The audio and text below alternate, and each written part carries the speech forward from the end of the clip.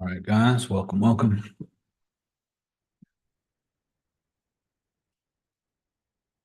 feeling great. Thanks for asking. Good morning, good afternoon, and good evening, depending on where you're tuning in from. All right, guys, let's get into it because we are right on the cusp of something possibly happening here. And I want you guys to see what all the potential opportunities are. All right, so this is Bitcoin. I'm on the daily, and as you can see, we've been in an upward trending channel for quite some time now, coming all the way back to way back here at the 25K level. In this bull market, that was back in 2023. I'm going to show you something else here from 2021. If I go back here,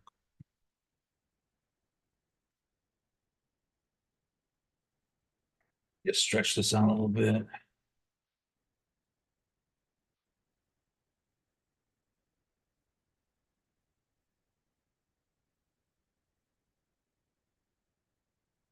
All right, so we did have this this big upward trending channel back in 2021, very similar type of supporting channel. And here in 2000 and the current situation is right about, let me just zoom out here.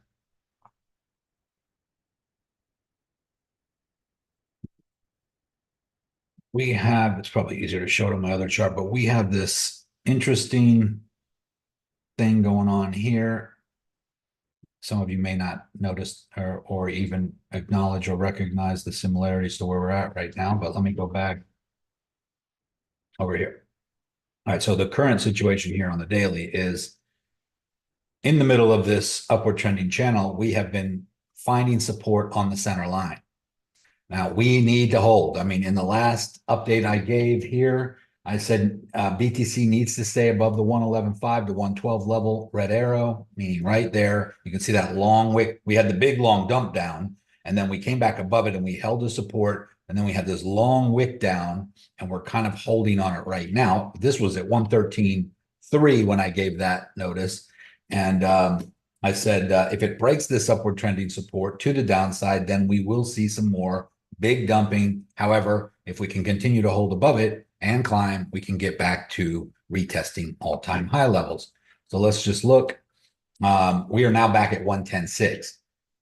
Okay, we did go down on that big dump. We held support. We started to climb here. We did not make it back up yet to retest all-time highs. And in fact, we're bouncing back down onto that level and coming back below the 111.5. Now, I have this line. I had that arrow pointing right about here at like a 111. This arrow, I mean, this whole red line may not be in the exact right spot. Let's just see. I could have it up a little bit higher here. And it looks like we are kind of dipping below. We are dipping below the 111.5 zone. Now, what does that mean? That means that if we do get below that, we can certainly come down to the bottom of this upward trending channel, which we have done several times. And this would just be possibly another falling wedge, kind of similar to this one when we made this double top back in last year, December, going into January of last year. We dropped all the way back down to the 75K range, 74.5 right here. We probably wouldn't drop down that far, but we could certainly drop down to the 96, 97 level right here. And, you know, listen, I'm not trying to be a bearer of bad news or anything. I'm trying to tell you what will happen if it's more like if this, then that. I was hoping from this big dip that we would get a bounce and start to climb for a new all-time high on that halfway line right there. But let me just go back and show you what happened a couple years ago when this happened.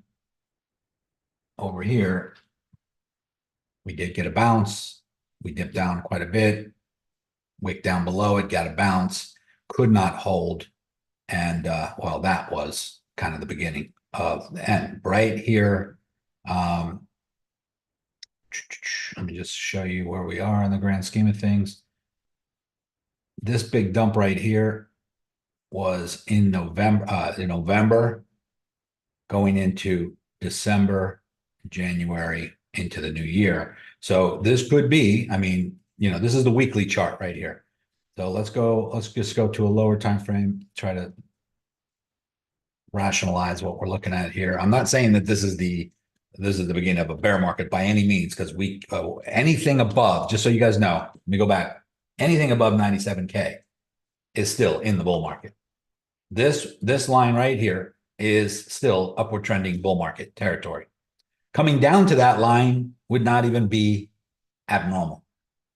That would be a nice pullback.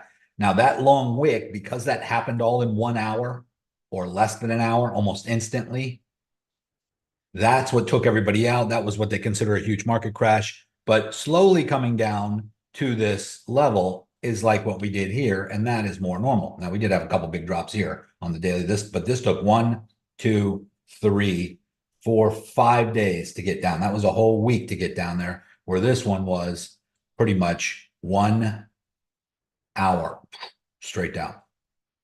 So, but it does look like it's possible that we could see this little bit of a dump here again. And what would that mean? It would basically probably be more like a double bottom.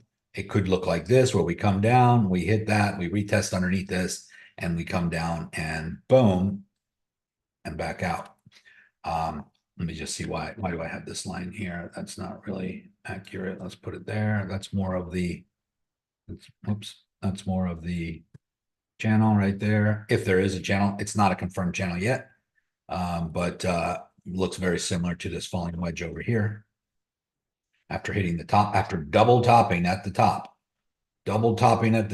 this one hit the halfway mark, came back up, triple top. We kept making new highs. Here we had a high and we had a higher high. Here we had a high, we had a higher high, and then a higher high. We got a big W here too. I mean, on the daily, we got a big W, but then right at the handle of the W, right at the bull. I mean, look at this. This was a major bull flag at the top of the W right here, and we just fell through it. The reason why? Because we're up against major resistance at all-time high levels. Whenever you have a bull market up against resistance, more likely to break to the downside. You see the bull flag, rather. Bull flags break to the upside 70% of the time. Well, why do they break down to the downside the other 30% of the time? It's because a bull flag up against major resistance is more likely to break down. A bear flag up against major support is more likely to break back up. So you have to also take into consideration where the pattern is. A W up against resistance did not break to the upside. What did it do? It broke to the downside, almost equal to the depth of the W. If it would have broke to the upside, we would have had a new all-time high somewhere up there in the 140 range. Now on this, if we break to the downside of this right here, then we are probably coming down to this level. Not probably, I would say almost for sure, just like we did here, guys. And, it's not rocket science when you look at it this way, but it's also not guaranteed. Anything can happen. But I will tell you, this support that we had after coming up from this bottom here, holding as support here, holding as support here, holding as support here, holding as support here, wicking all the way down with that big dump and then coming back up and holding as support here.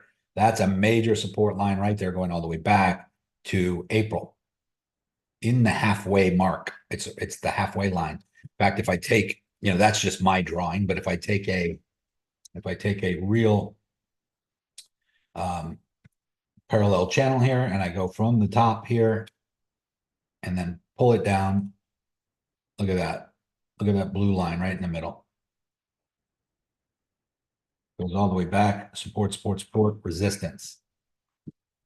Resistance, resistance, support, support, support, support, support. If we break that, we're just going to come down to the bottom of this overall channel.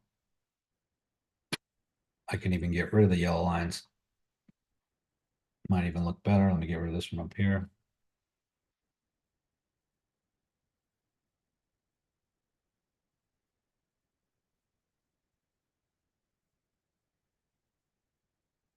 So Now we're at 110.8, guys. We dropped below the 111.5, where I was saying we need to hold above, but it needs to do this on the weekly, not just the daily. It needs to stay below that line for a whole week. And how much time do we have left? On the weekly, we have, let's just go back to the weekly. We have 4 days and 8 hours left. So if it holds underneath that line over the rest of this week until Sunday at midnight, UTC time,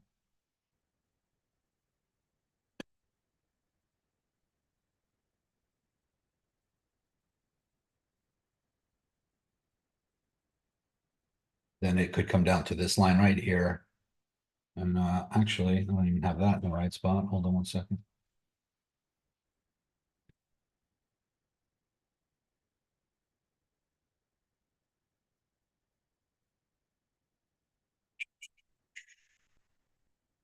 We didn't really come down that far. Even with that big wick down, we didn't even hit it. So I would say 96, 97K for a bounce. That would be it will be a great short once we get below this line. Some of you probably already are. Obviously, there's some whales that already are, but they're not always right, guys. We've seen whales get liquidated to the tune of tens of millions. I'm pretty sure that one pulled off yesterday. He pulled out. Yeah. Niko, where did you say what line that after Sunday by midnight to go short at? Well, I didn't say to go short Sunday at midnight. I said that in order for it to be confirmed that we are going to drop down to the 97, we need to hold underneath. Let me just go back. We need to hold underneath the level here that it's, I said the 111.5. Okay, that's what I needed to know. Thank you. Yeah. So right where the blue, right in the middle of this channel, right where it's holding right now. I mean, basically, we're already below it, guys. It was 111.5 to 112 is the signal I gave. Here, it needs to stay above 111.5 to 112 level, red arrow. I pointed to it right here. And if you look over here, that's right there at the 112. It wicked down all the way to like 109, 110 and came back up. But now it's breaching this line again. If we look at it, it's right there. The line is this dotted line, this blue dotted line. I'm gonna put a trend line back on here again, just so we can see it clearly.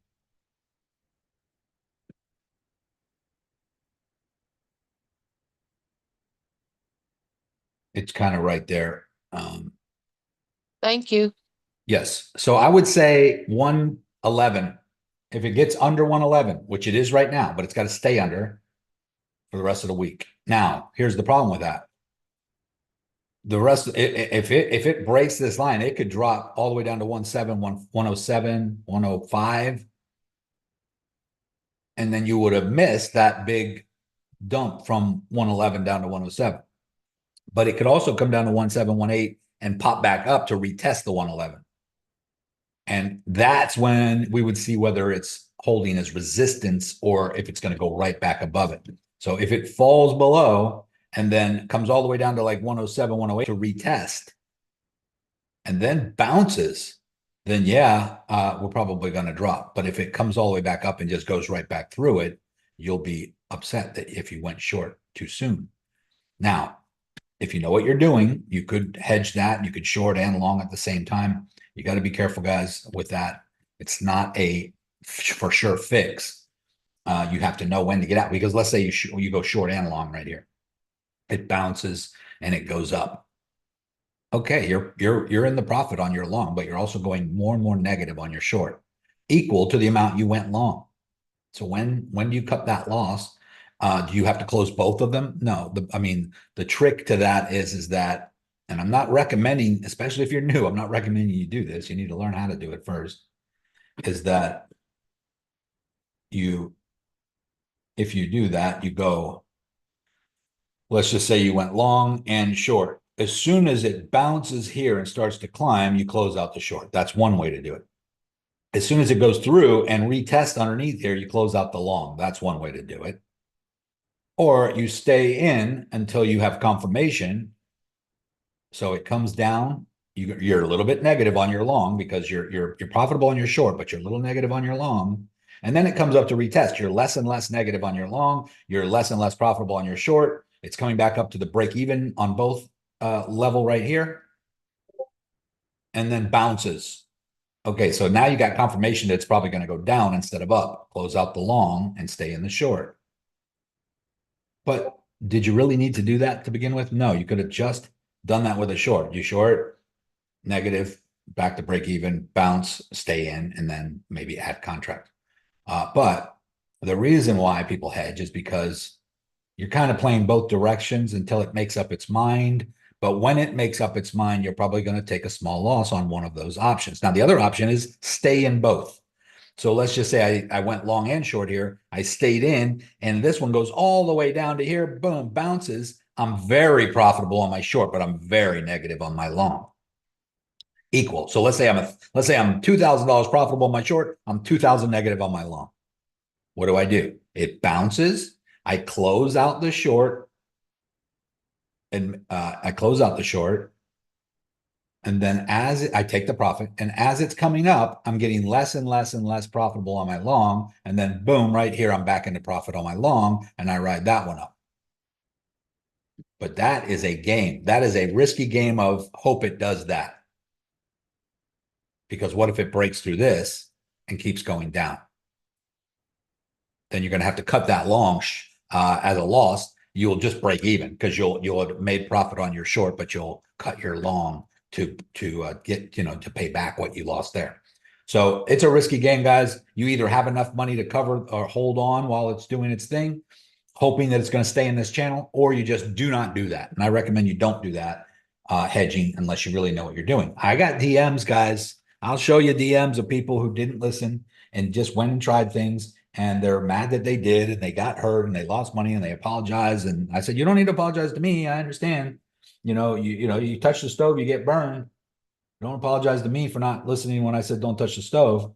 You're the one that has to suffer the consequence, but just hopefully you learn the lesson. And sometimes people just don't understand what I'm saying until they actually do it. Now, in the case where we had this huge dump and some people lost money because you had a stop loss and it didn't get triggered. Let's say you had a stop loss even in profit, because some people did. They had stop losses in profit and it went right through it and liquidated them. Does that sound fair? No, but you understand why it happens. It's not the platform trying to steal from you. It's that when something is dropping so fast, there are no buy orders. There has to be someone on the other side of your trade. So if you're shorting or selling, or you have a stop loss is a conditional order to close out your position at a certain price. If there's no one on the other end to buy at that price, how can it fill your order? If everything is dropping like a brick through a wet paper bag, and there's nothing there to stop the rock from dropping through the wet paper bag, what's going to stop it from hitting the floor? And so I understand it's frustrating. I understand it sucks for that to happen, for your stop loss to not get triggered. But you have to understand what a stop loss is, and when it does get triggered, what's actually happening. When your stop loss gets triggered, the platform is you're selling your open position at that price. And in order for there to be a sale, there has to be buy orders in at that price. Someone has to be buying. That's just the way it works. You cannot sell. Like right now, if I close out any position, there has to be someone on the other end to buy whatever I'm selling. That's called liquidity. There's liquidity in the market. There's people buying and selling all day long. That's what makes it work. But if something's dropping so fast that there is no one on the other end to buy and everybody's getting liquidated, then you have to ride it out until it hits the bottom. There is no way around it. I used to get mad at platforms back when I was trading Forex for the same reason. But then when I really understood what was happening, it's not the platform trying to hurt you or take money. They just can't fill your order. It's happening so fast that they have, by the time your order gets filled, it's too late.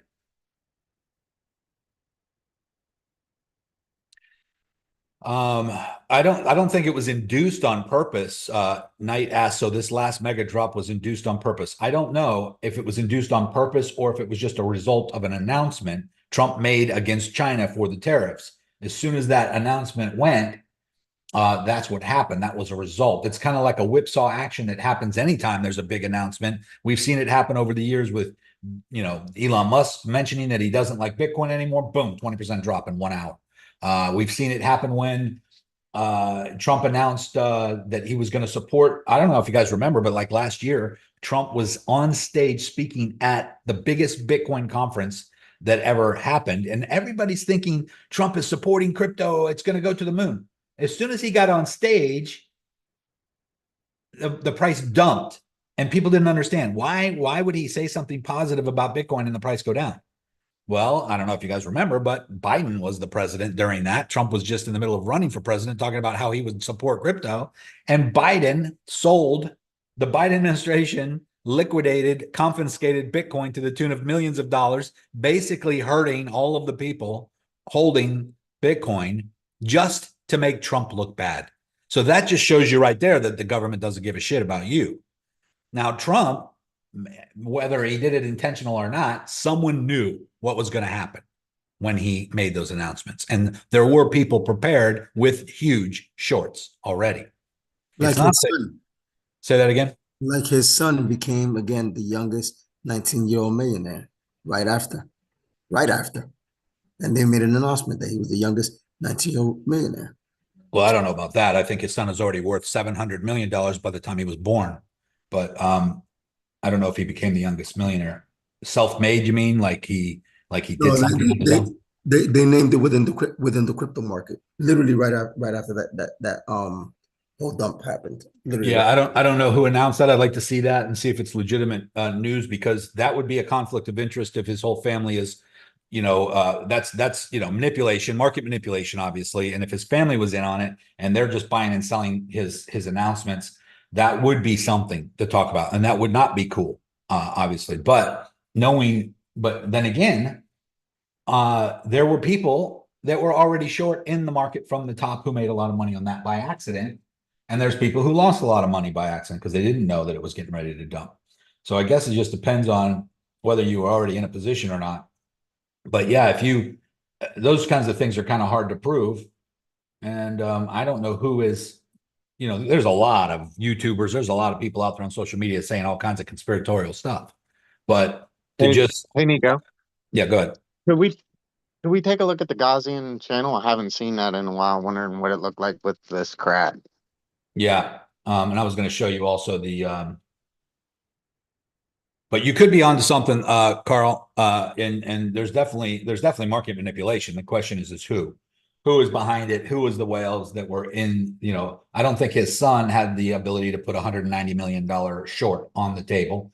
And I don't even think Trump would do that, to be honest with you. Yeah, I'm looking at it right now. They got it also reported on the economic Times. How That's he's correct. more rich than his mother and everything, and it's all due to the crypto. I was like, interesting. Yeah, Coincidence. it would be known if that was them. But now don't get me wrong. I mean, the sons in the family are already very well off, and the two older sons, they already have an exchange, and that's the World Liberty Financial, and they have their own tokens. And Trump already has his own token, but according to his original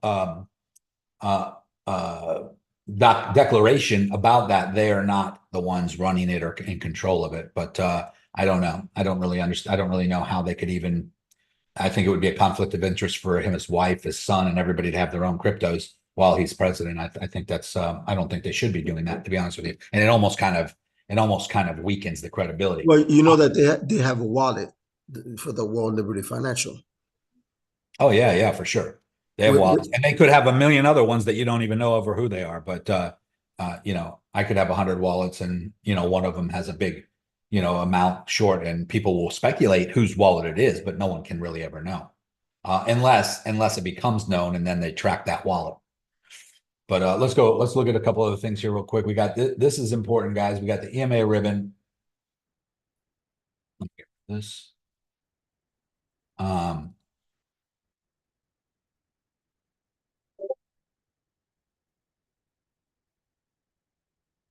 get rid of.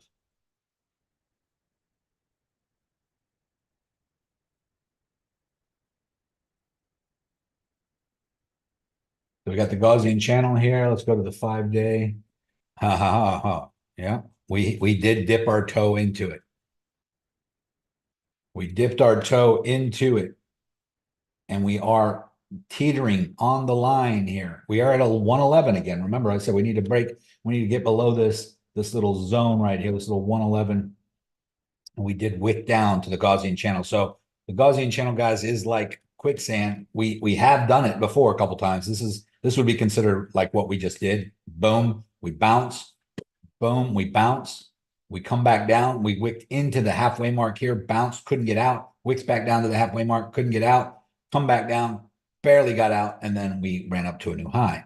Here again, we wicked down to it, touched it, went into it all the way to the halfway mark, got out of it again. These two times, guys, very rarely ever happens. If we go back and look at what happens when you get into the Gaussian channel throughout history, usually you wick down to it, you bounce, you get sucked into it to the middle, can't get out, get sucked down to the bottom of it, come back up to the middle, can't get out, come back to the bottom of it and drop, and that's bear market.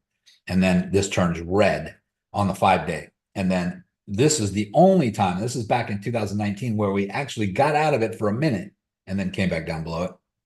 So this whole thing from here, March of 2018 to here, July of 2020 was pretty much all bear market with the exception of a couple pumps.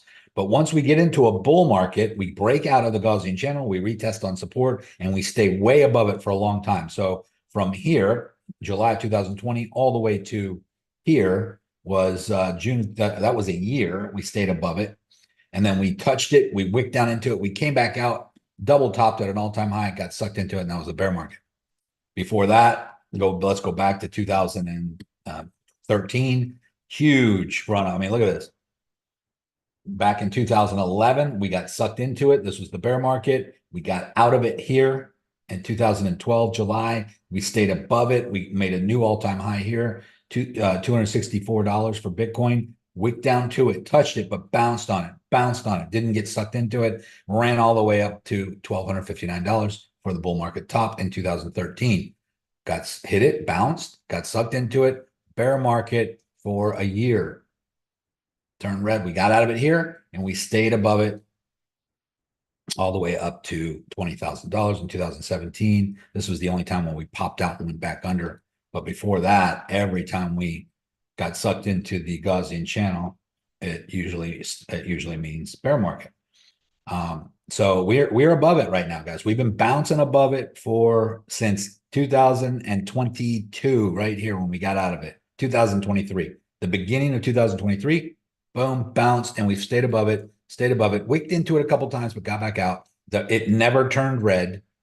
But let's go to the 4-day and see. Still green. 3-day, still green. 2-day, still green.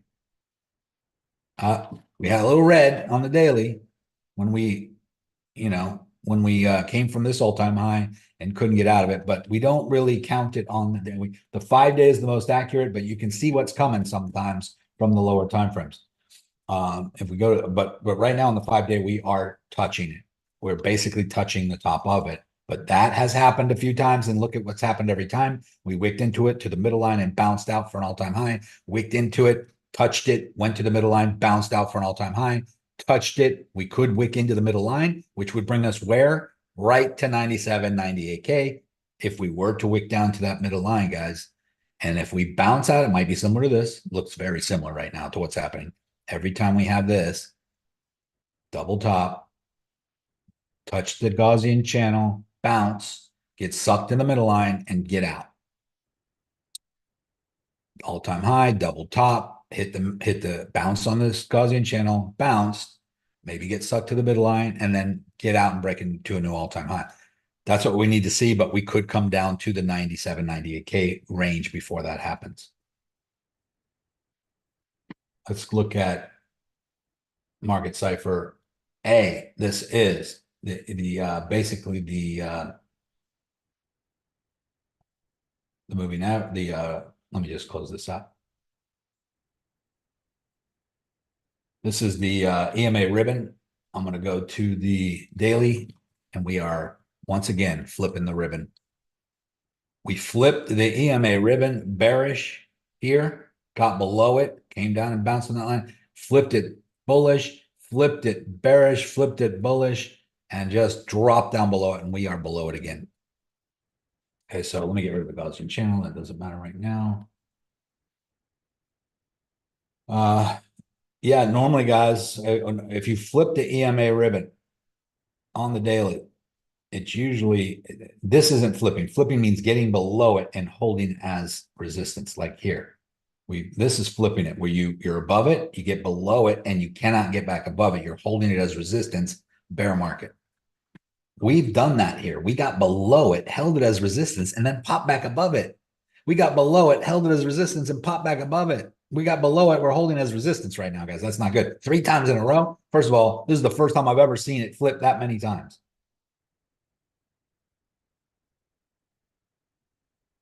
I mean, usually when it flips, it's bear market from the bull market top until we break back out above it. So there's some interesting things going on right now.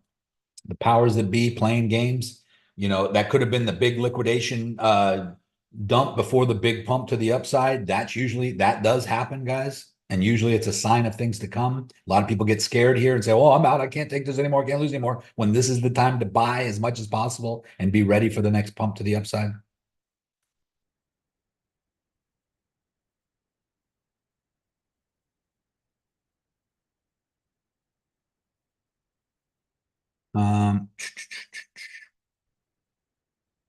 Adam, I hope your question was answered by Bill showing you in the Discord. But yes, in the Discord, guys, if you're brand new, signals are in the signal channel right here.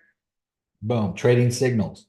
You want to click on it, but you also want to edit channel or turn on notifications. So when you're on this, you come up here to notifications.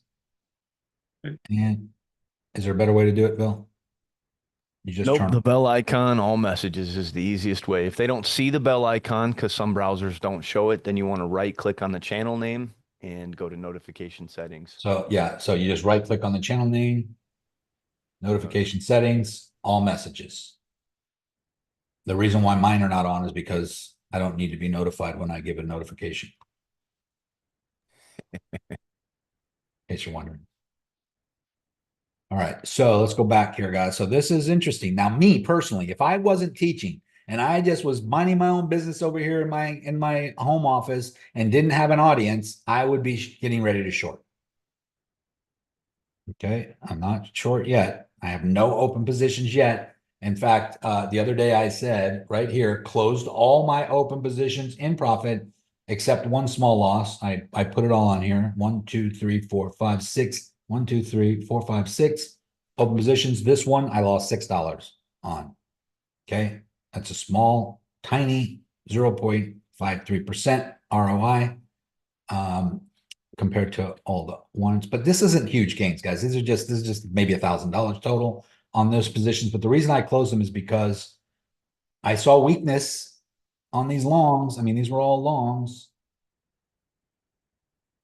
and I saw some weakness happening in the market here, and I'm afraid that we might see another dumperoo before we see the big pump to the upside. So rather just take my little profit, and this is what you guys got to learn to do. Take profits. You cannot go broke taking profits. Okay, so maybe it's not close to your TP, maybe it's not where you want it to go, but if you're in profit, I mean, Nomi and a lot of people in this group, the reason why they have such a high win ratio in the 90% range, some of them, is because they don't wait to take profits. You're in the profit. This is what you're learning. This is why you're doing this, guys, to make profit, right? So when you're in profit, okay, you went long here. You're hoping it goes to here, but it's up to here, and you're up 30%, 50%, and it looks like it's turning around. Go ahead, close it, take the profit. You don't have to wait for me to tell you what to do. And then now, if it shoots up after you close it out and take the profit, it doesn't mean that you made a mistake, okay? Because you still took profit. And when you get in the habit of taking profit, guys, you become consistently profitable. And that's the goal, is to get you consistently profitable. Could you have made more had you not taken the profit on some trades? Could you have lost that pot profit on some trades if you didn't take the profit? Yes. And that's going to happen just as often. So you might as well take the profit. Because I would say that the percentage chance of our signals going into profit is probably above 70%, but staying in profit is another story. They're not going to stay in profit forever. You know, they're not always just going to keep going. They're never going to just keep going in the direction we give the signal in. Sometimes they hit resistance, come back down. Sometimes they hit support, bounce back up. Right. So taking the profit is the crucial, step that you need to take. So what I'm going to do here now is we're at 101.8. I mean, we are holding below this, and I'm not fearful by any means. I'm just aware, okay? And being aware of what can happen and what the likelihood of it happening is what's going to separate you from having more consistent wins. This to me, this right here, by the way, guys, there's a lot of money sitting down here as well. Let's go look. I didn't even look at the liquidity heat maps recently, but let's look at this. I'm not going to see it here so much. There's something called the PPPR. Anybody know what that is?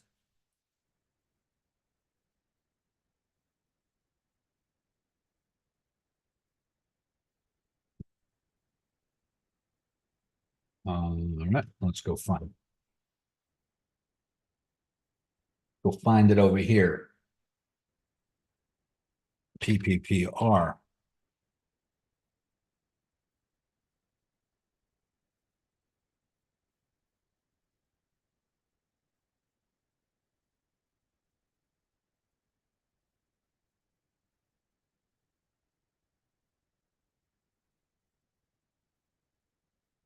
Um, hmm,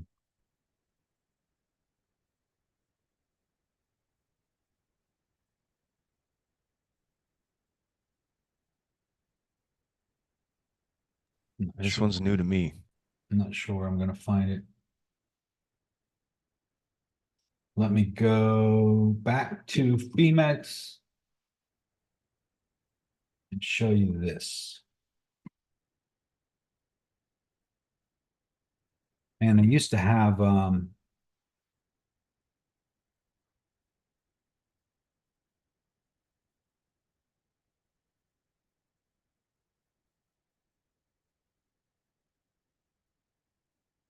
you looking for the DOM, what?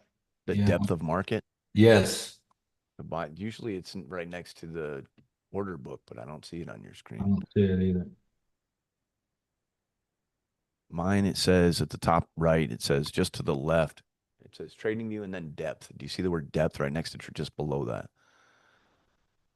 Yeah. There it is. There it is.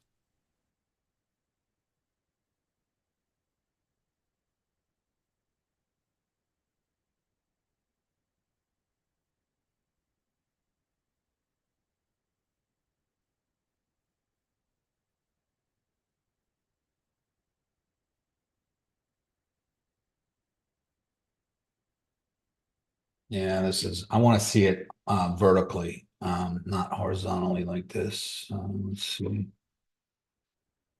Over here on the side. It looks more like like one of these. Oh, volume, like fixed volume profile. Yeah. Hold on a second, guys. Let me see if I can find it.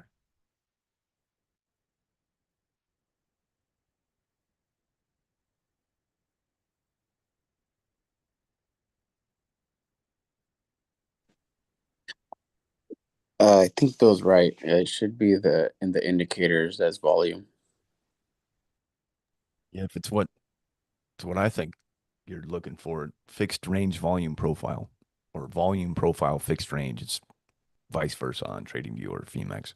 Same thing.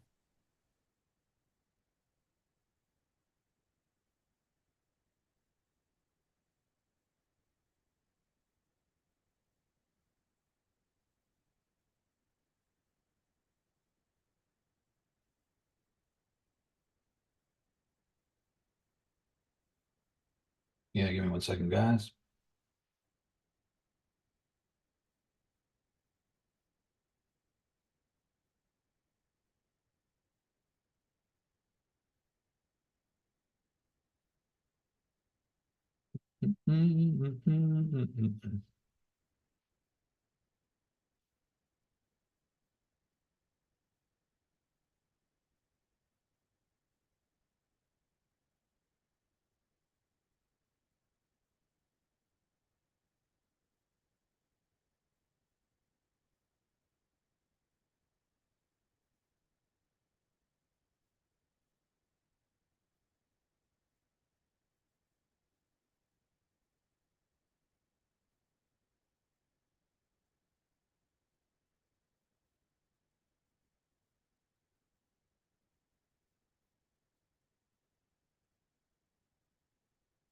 Nah, shit.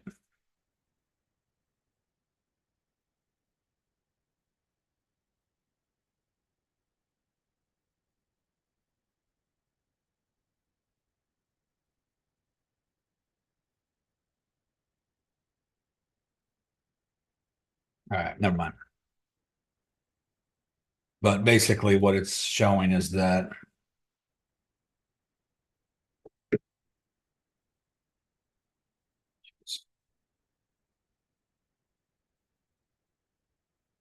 one second here.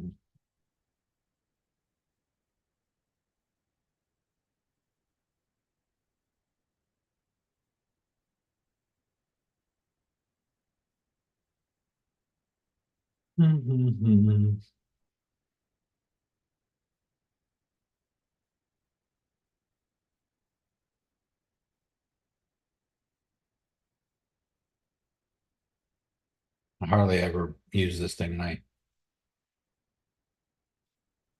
can't remember. I thought it was the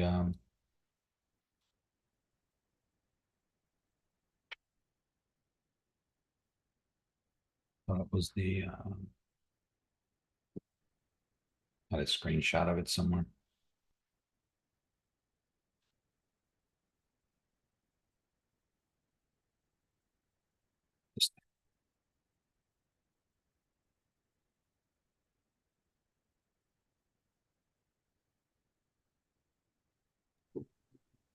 Yeah, that's fixed range volume profile. All right, so you can see right here on the center line, guys, it's right at 97K. And this line is possibly where we could come down to. What is it? Fixed what? It's available on Phemex?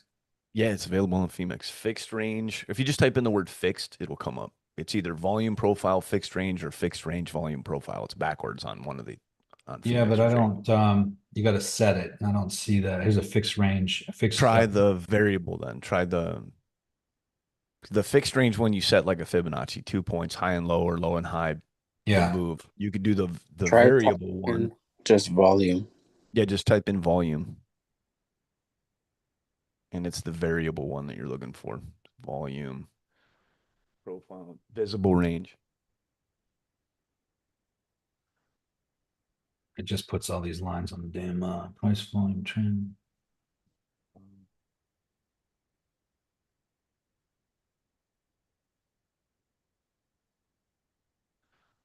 Yeah, that's not what you want. Might be easier on Trading View. Bottom line is, this is the level. You know, this is where it's showing we're coming, that we could possibly come down to if we break this level right here, guys. It's basically 97 is your point of control. It's where the most business happened. And so that's a solid support level. yeah.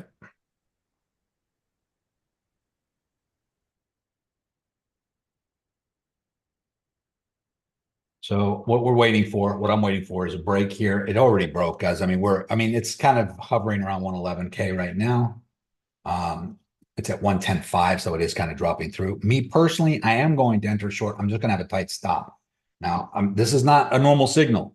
You can take it if you want, but just remember, I take a little bit riskier trades because there is a possibility that we hold here. There is a possibility that we hold here, and it needs to hold here in order for us to not do what I'm saying. In order for it to not drop down to 96, 97, 98, we need to hold above this level. And it is still kind of holding there. I mean, it's at 110.6 right now, but we have the rest of the week. So even if it comes down, even if it comes all the way down to 96, 97, we're still in bull market territory because we're in upward trending, we're still in the upward trending range. Same here, guys. I mean, we were at 108, 109 here. We dropped all the way to 74.5 and we bounced right out and went to new all-time highs. So this is just a short or midterm potential drop again back to this level. So me personally, I am going to this is USDT margin right here. I'm gonna go with a little bit more than normal. I'm gonna hit a short, and I'm gonna give you my what did I just do?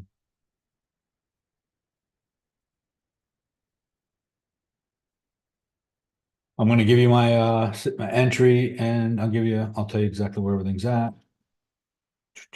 Yeah, something keeps going on with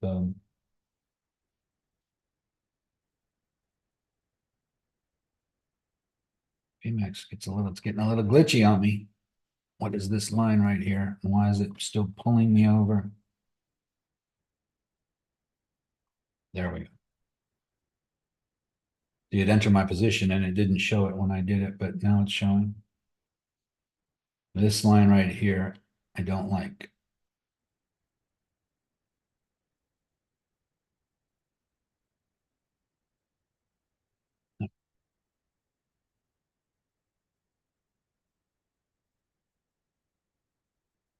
So my entry on here is 42, I'm sorry, 110,729. My margin is 2,700. And I'm going to put a stop loss.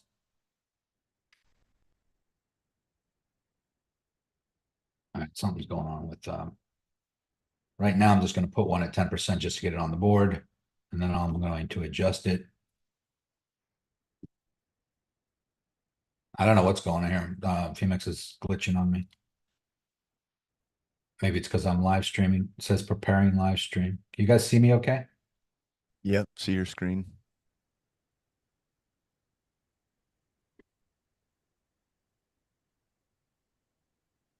All right, let me just stop that for a second. Let's make sure we're still going here. It says preparing live stream, which is strange. Normally we're just live.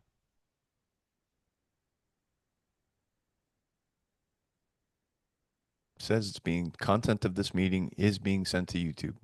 Yeah. On my end. But normally it doesn't. I never see preparing live stream. Normally it's just live recording, which is weird. All right. So, I mean, the position, it took, but I don't know. Maybe it's USDT that's glitchy. I don't have that same problem when I'm trading on a Bitcoin margin.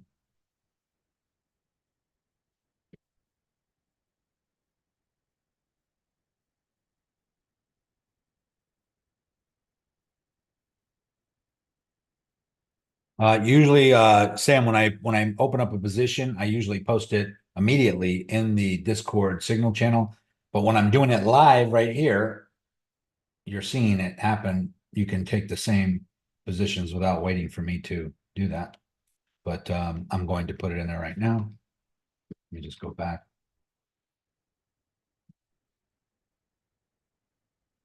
Jeez. Yeah, it seems to be USDT. Doesn't do it on my US Bitcoin margin. I mean, just my BTC margin.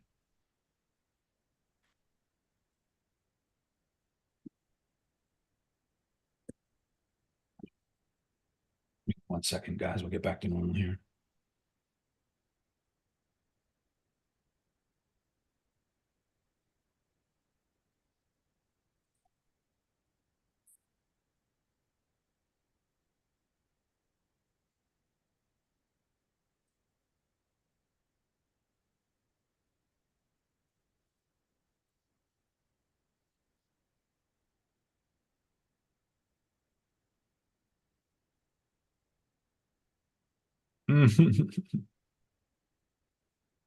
Also, I'm on mark price. Somebody asked me that earlier.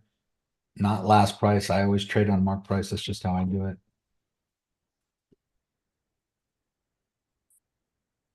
All right, so we're gonna see a possible drop down to here, or we bounce here and break out. here.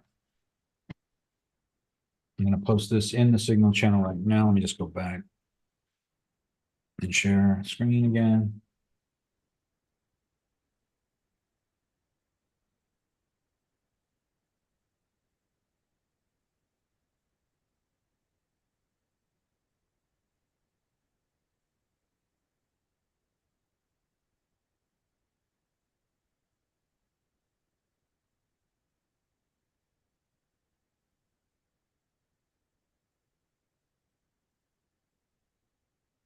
Entry is 110,729. Stop loss is 111,422. 110,729. 111,422. TP none yet.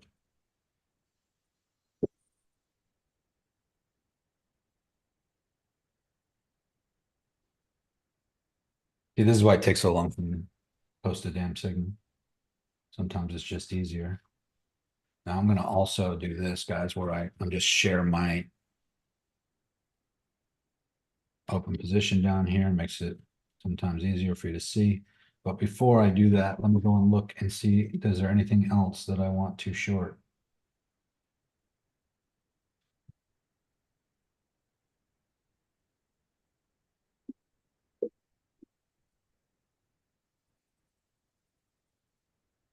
All right, well, I don't know if I'm the only one having a problem here, but let me switch over to, maybe it's just the daily time frame. Or maybe it's because I have 1,000 tabs open and I'm recording. Guess eventually that will catch up to me. All right, so look at this. I mean, this is Ethereum. I mean, we are in a somewhat of a bullish flag. Also about to breach support. This was the previous resistance line right here, going all the way back to March of 2024. Resistance. We did get above it. Let me get rid of some of this other stuff we don't need anymore.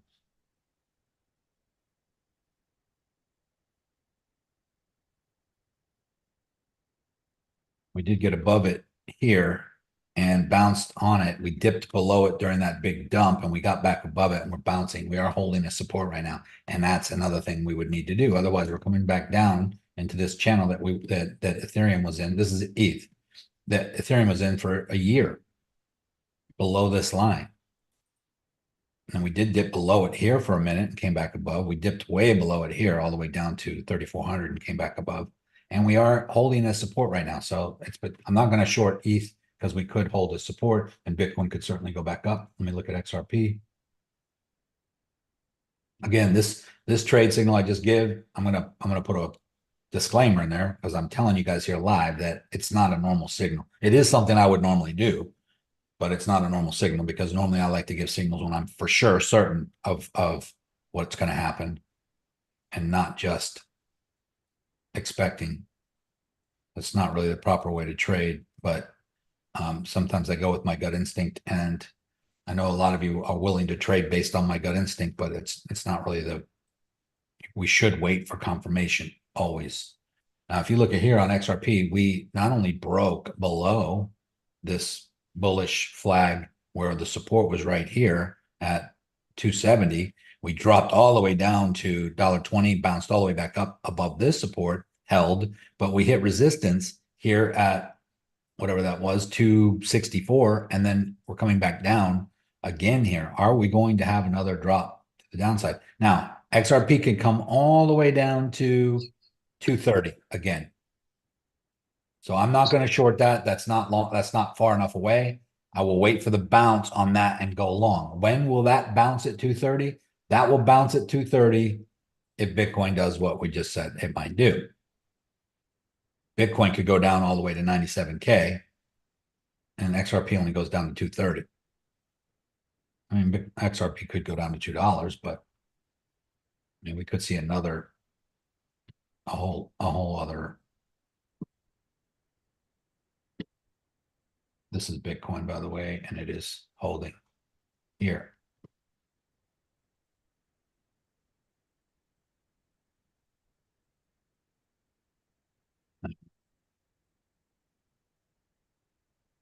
I'm just going to stick to this one for now, and I'm going to come over here and I am going to put a little warning in here, guys, because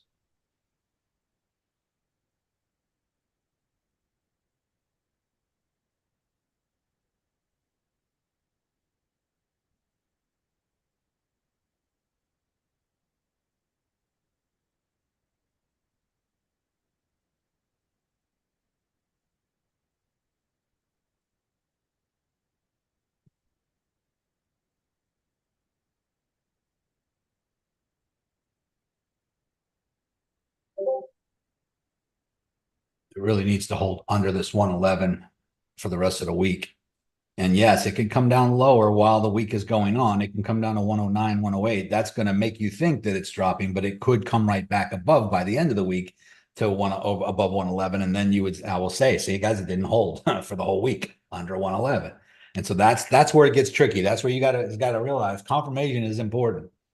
You know, it could certainly fall, and it could fall to 107, 108 and bounce back up to 110, 111 and retest as resistance and then continue to fall. That would be confirmation. That's what we really should wait for. But it could also drop down to 108 and just bounce right back up above 111. And then I would just get out of this trade, maybe even with a small loss. And the reason why I'm willing to take that risk is because, you know, if it breaks this, then there's probably more of a chance of it going down here first before it goes back up. But doesn't mean it will. There's no guarantee there. I'm personally just willing to take the risk, but I'm not wanting you guys to, unless you're totally okay with it. Every once in a while, I get people in the group that say, Niko, I know that you're always warning us to not take the same risk as you, but I just want you to know I want to take all the risks. I'm ready to go for it. So don't be scared to give the signal. I'll give the signals when I'm taking the trades, but I am going to put a warning in there because I don't want you guys to come back at me and say, well, you know, I joined this group because you guys are supposed to have 80% win ratio and no. That's why I don't like to give signals unless I'm very confident. But I also don't like to not give signals. And then you guys see that I'm in a trade and I'm in profit. And you're like, hey, why didn't you give that signal? Well, in hindsight, it's genius. I'm in profit, but I didn't know I was going to be. I took a risk on that one. Yeah, Mark, XRP will follow suit, but maybe not as drastically. Not sure about XRP right now, to be honest with you. That was a huge, I mean, the difference, guys, is that Bitcoin dropped. Let's just look. Bitcoin dropped. Well, from the time it dropped was right about here at 122, dropped all the way down to 1015, which was a 17% drop. XRP, however, dropped from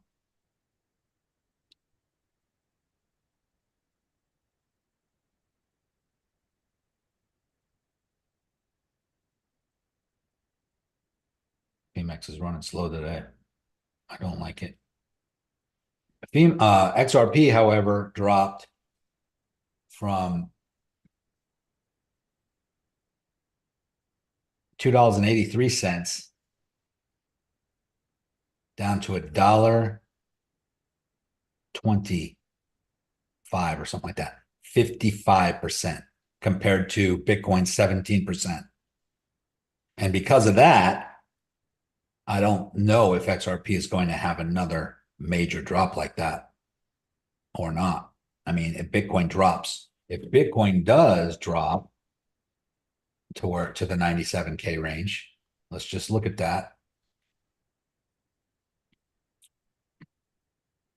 That could be another big drop. I mean, that's a 12, 13% drop. Nothing like this one that just happened. And it won't be it won't be really quickly either. It'll be a slow grind down there, unlike this big dump. Because unless there's some crazy catastrophic announcement that could cause it to, or some big whale sells off everything, you know, and that's happened recently. Somebody just sold it was a wallet that was holding, you know, Bitcoin for 10 years. It just sold like $100 million worth. But you hardly see those candles. That's like this right here. Boom. But so if Bitcoin drops 13%, yeah, I guess let's just go back and look at XRP again and see what could happen. I just don't know if it's going to make that same adjustment. I think XRP could possibly come down to $2 if Bitcoin drops another 13%. That would be like XRP basically just coming down. Yeah, that would be like a 20% drop down to $2 from where it's at right now. And that would bring us right here on this support.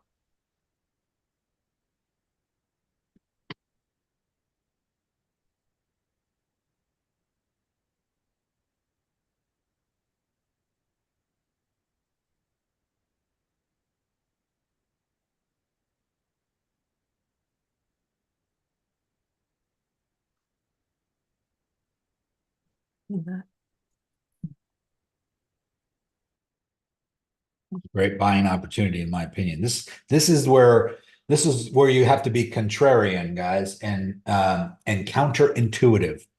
When this stuff happens, people freak out. They lose. I mean, they see the value of their holdings go down, and they get scared and they jump ship.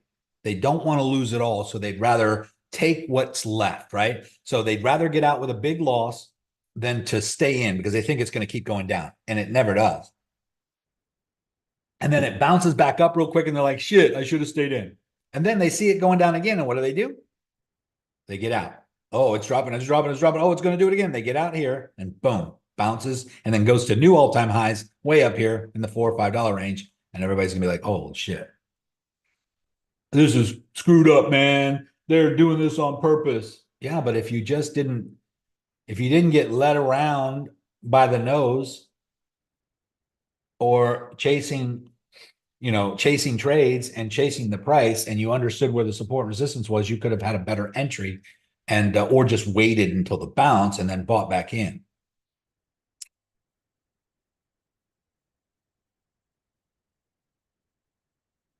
Liga says Coinbase news, BTC and ETH saw $340 million in ETF inflows on Tuesday. Yeah, a lot of money going into ETFs. Now, I don't know how many of you on this call have money in an ETF. Anybody want to admit to that? Sure. Okay, so there's, the majority of the retail traders out there, they're not even traders, they're just investors who do not trust themselves to take custodianship of money. And I'm not saying that if you have money in an ETF, you don't trust yourself, because you could be doing both. Those of you who are in this group are doing both. But most people who have put money in an ETF are just trusting their financial advisors, and they want to do it safely because they get the upside of Bitcoin without the downside, but they also get very limited upside because they're paying.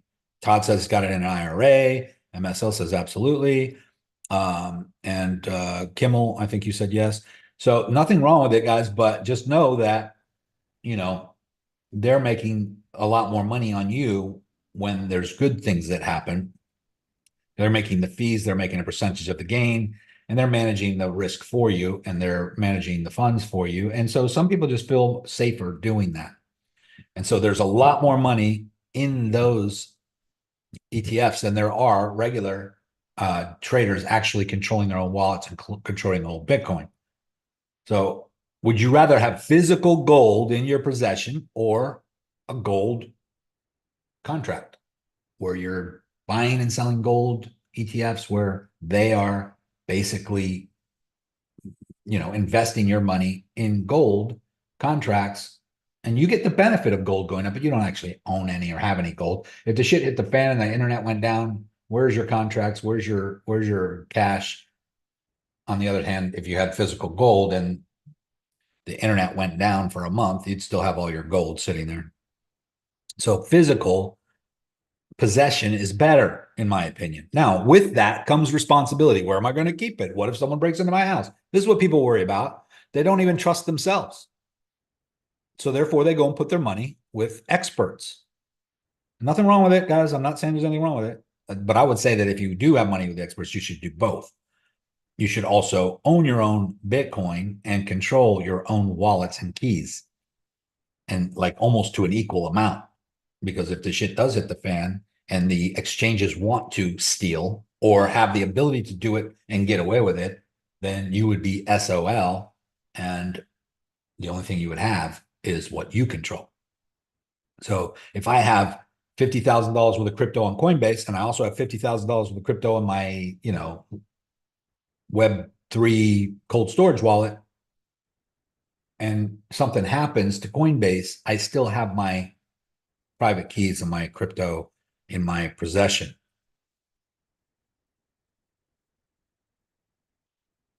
So all I'm suggesting is that you do both. If you're going to do one or the other, do both. And if you're going to pick one, I would always take control over no control.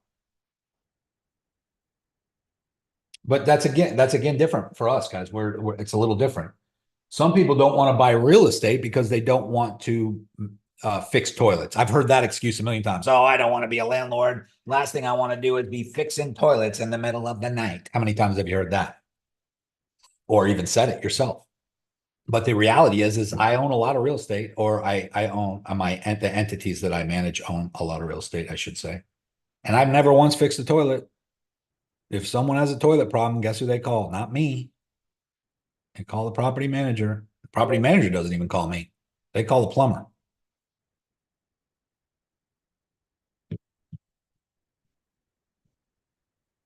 So people worry about the wrong thing when they're trying to get rich. My brother, for instance, has real estate, has a house paid off, and can buy more. He knows what to do. I've taught him, I've told him, I've offered him opportunities a million times to get in on deals. But I don't know. I think we're going to see a crash. I think we're going to see another crash. I'm going to wait for the prices to come down. 10 years go by, he doesn't buy anything else because he's waiting for the price to come down. And I've accumulated millions of dollars with real estate. So you can either be scared to take action. I always say, don't wait to buy real estate, buy real estate and wait, as the old saying goes. I don't just say that. That's an old saying, but same thing in crypto. A lot of people are saying, should I wait for that dump before I buy more XRP or Bitcoin? No, buy more now. And then when it dumps, buy more. And if it dumps more than that, buy more. Take advantage of those dumps, but don't wait for them. So those are good, dollar cost averaging opportunities, but I wouldn't expect or wait or hold your breath for them. When they happen, jump, pounce, like a lion in the grass in the Serengeti, waiting for the wildebeest or the impalas to run by. They're not running around all over the Sahara trying to catch something that's moving. They're sitting in the tall grass, waiting patiently, preserving their energy, conserving their calories. They're being conservative, conserving their breath, conserving their lifespan, and waiting for the precise opportunity to strike. And then they eat for a week, and then they siesta for a few days and digest the massive meal that fed their whole family. And then they wait again and just pounce when the timing is right. So you have to be calculated that way, you guys. You have to be like a ninja.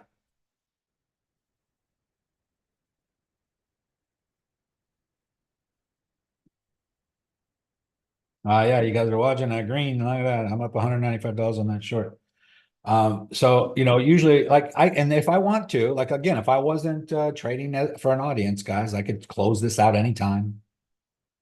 Take the profit anytime. I'm up 7% already on that short.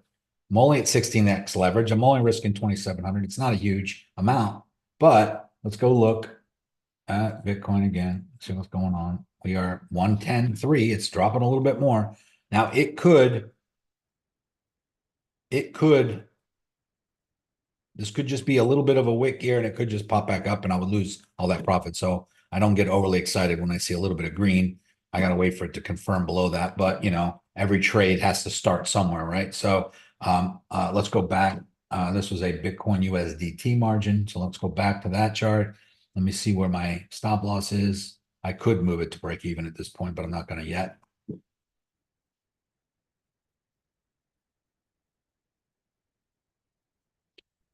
Roberto or Robert, recommendation for cold storage. I use Decent, and if you go into, this is not even a referral link. I don't even have a referral link. I don't even know if they offer that. But if you go into the official links channel, and it's the most recent one, cold storage Web3 DeFi wallet, Decent. You can learn more about it there. I've had ledgers, I've had other nanos and all kinds of stuff before. This seems, you want Web3. Ultimately, you're going to want quantum, but I don't think anything's quantum yet. I don't think we're there yet. Quantum just means even a quantum computer can't break it, can't break into it. I don't think we have enough computing power to even worry about that now. This is suffice until things change. All right, so BTC USD T. Obviously we're in profit. My stop loss is up here. My entry is right here. Jesus. I don't know what's going on with Phemex, but it's very glitchy today. Only on USDT. It doesn't do that on my coin margin.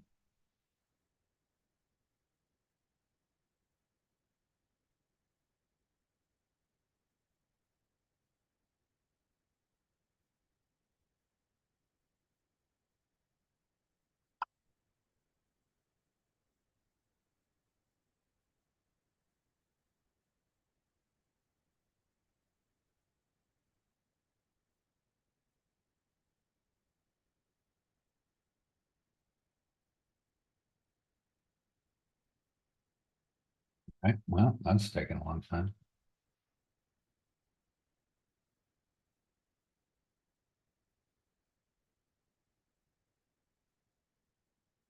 All right, Jeremy, have a great day. We're coming up to the 1.5 hour mark here in about 15 minutes. So very slow happenings today, nothing tragic, nothing outrageous. We're kind of in the middle of the week. I would suspect that by the end of the week, we could be down here or we could be up here, but I want to see if we cannot hold this level here, which so far we're not, but we do have the rest of the week to confirm below. It has to be below 111 on the weekly chart. We have whatever it is, 4 days left. Sunday at midnight. And if we're below 111 on Sunday at midnight, we're probably coming down to here. 97, 98.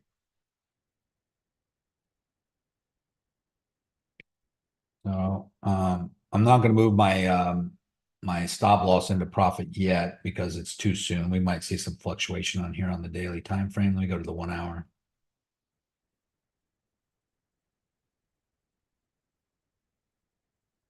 Yeah, I don't know what's going on, Marlon. It's acting a little strange.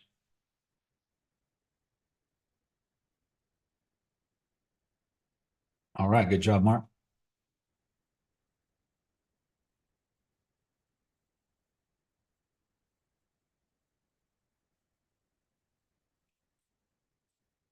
Any other questions while we're hanging out here, guys? You're welcome, Donnie.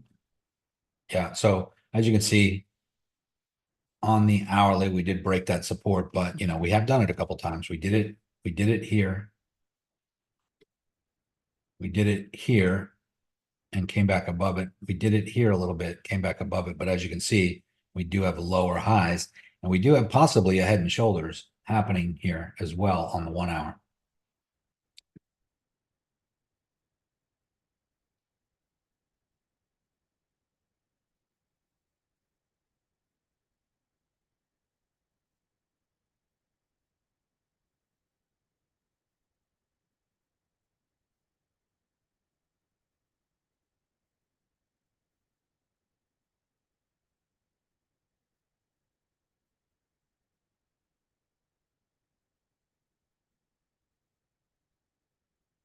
Yeah, it looks like it looks like it's coming down. It's coming down to 110 right now. Now we could see a bounce, guys. Remember, just because it seems to be dropping and I'm up a couple $100 right now.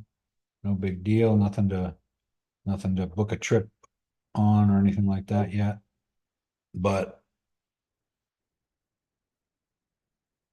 I mean, we're at 10, we're going to come into the 109 range here soon, but it could just pop right back up and retest just like it did here, guys. See this fall, fall, fall, bounce, drop, bounce, fall, fall, fall, bounce. Can see that at least to retest underneath this. So I am expecting that if it does, wow, look at that's huge.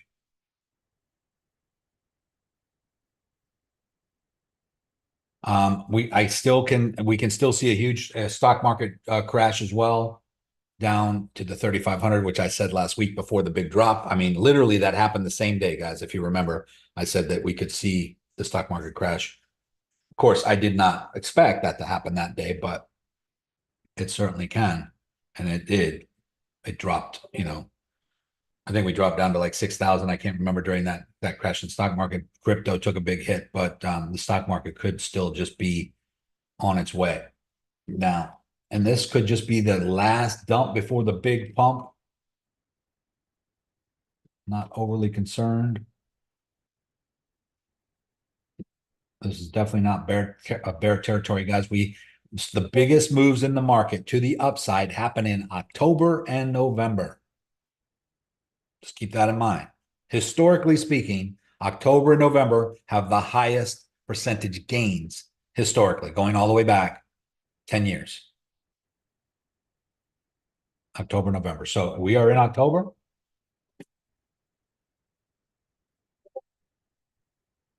And it's how we end October that matters, not what's happening in the middle of it.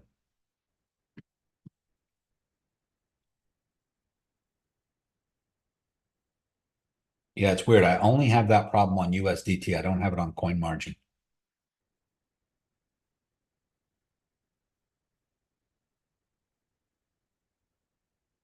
Well, okay, well, as you can see, guys, we did come up.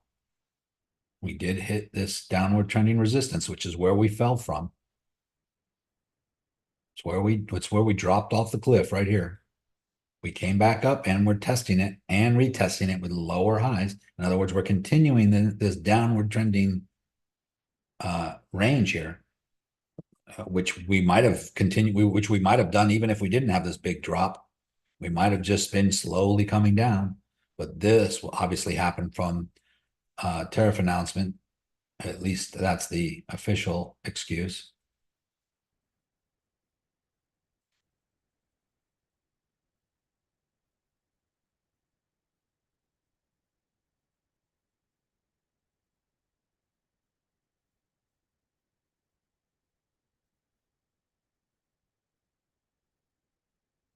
This is XRP, by the way. And yeah, the next major support is right here at $2, right on the nose. So if we do have that big drop down, we could probably expect one more awesome buying opportunity for Bitcoin and XRP here. Guys, anything sub $3 on XRP to me is like buying Bitcoin under 20 bucks 10 years ago, 6 years ago, 7 years ago. Thanks, Nick. You're welcome. Have a great day. And a lot of people, when they see this, they're like, oh, it's never going to get up. It's already had 10 years. It's never gotten more than $3. Okay, guys, remember 10 years ago when XRP was just pennies, and then it was 15 cents for a couple of years, and then it was 49 cents for a couple of years while it was going through its SEC, broke through that. It's, you know, what, 7x since then, since the 50-cent range. And so was Bitcoin. Bitcoin was 15.5, 7x up to 120,000, 8x almost. So we have another 7x or 6.56x on XRP. What is that going to bring us to? 10 bucks? 10 bucks on XRP, and people will be like, oh my God, I couldn't wait any longer. I had to get out. It was driving me crazy. Well, guys, things take time, but there's not very many things out there in the world that you can just buy something and just wait, and it will appreciate 7x, 10x, 20x, 100x. Most things take a lot of work. The thing that comes to mind the most is businesses. you can get a 10x in 1 year in a business, or a 20x or 100x or even 1,000x if you're running a good business that's profitable. But you got to work your ass off constantly every day and not sleep and literally be crying and blood, sweat, and tears and about to go bankrupt and lowering your costs and your expenses and living below your means. So much you got to do to get a business to work.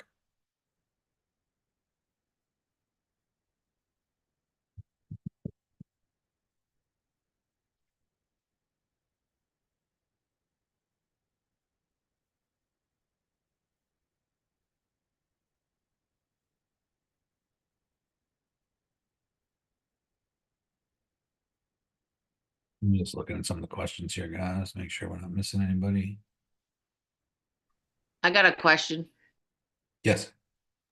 So for the ones that have never seen a bear market in crypto, could we not see XRP going back to $2 in the bear market or below? We could, but if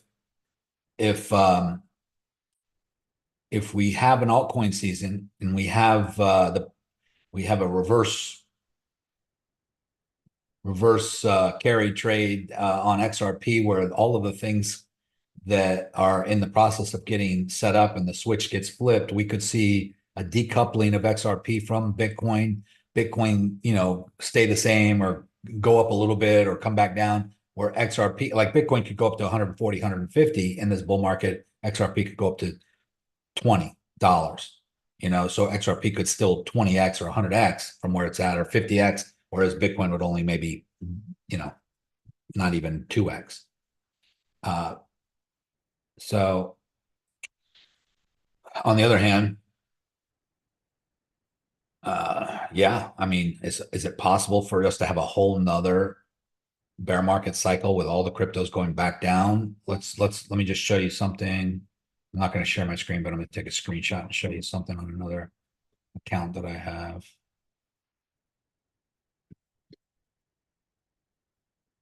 Coinbase, go to XRP.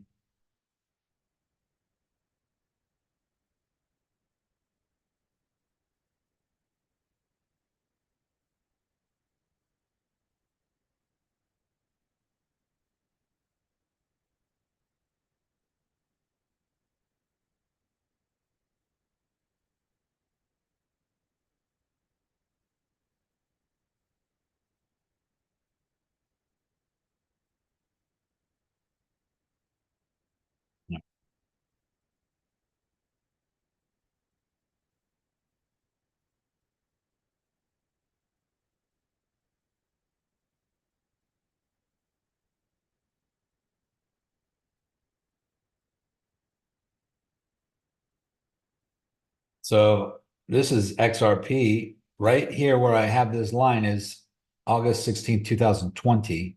This was 2018 when we came up and hit 380.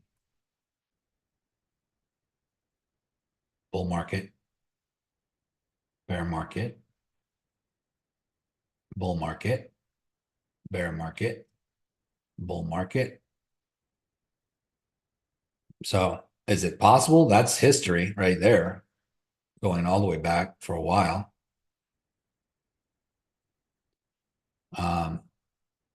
But right here it was 32 cents.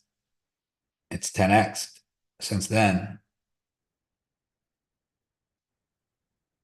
But can it 10x in the reverse? Because it was 10x here too. It was 380 up here. So yeah, if of all things considered and everything's the same and they still have all their problems, but there is something different happening with XRP this time around. And that chart looks like a big cup and handle. we're at back here. The one you were just looking at with the long way back. This one, Yeah. this here, All the way to now. from there to now. Yeah. Yeah, that's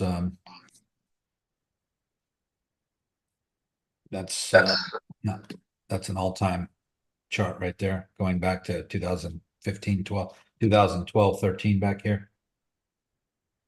When XRP was first created.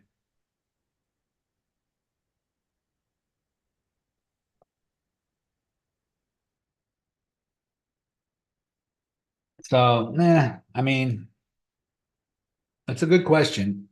I don't really have the answer to that. Could we have a whole nother year of low prices until XRP finally gets its foothold into the financial markets? I guess it's possible, but from what I understand is everything is in place. All the planets that have to align for it to pump up to $20, $50, $100 are already kind of set in motion. It's not like something that if this happens, then that'll happen. That is happening. It's already in the works. A lot of people are saying, oh yeah, but Swift Network is going to come up with their own coin and they're not going to use XRP. And it's like, that doesn't even matter because XRP is not trying to work with Swift. XRP is going to replace Swift. Swift can continue. That's like saying that,